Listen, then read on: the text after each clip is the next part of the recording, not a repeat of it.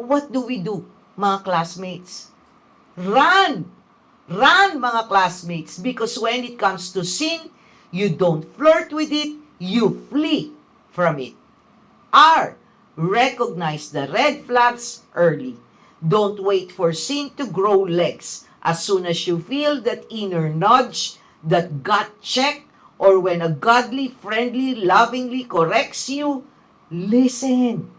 Sin thrives in denial. Honesty is your first weapon.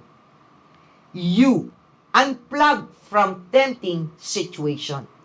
That could mean muting a contact, leaving a conversation, or physically walking away from an environment that draws you in.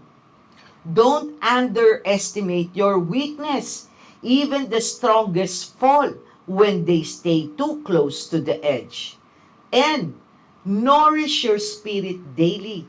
Stay in the Word. Surround yourself with truth tellers. Pray even when you don't feel like it. When you starve your soul, sin looks more satisfying.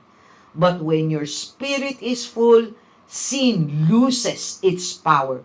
Mga classmates, remember, you don't drift toward compromise. You drift toward holiness. So when sin knocks softly at your door, don't open it. Don't negotiate. Run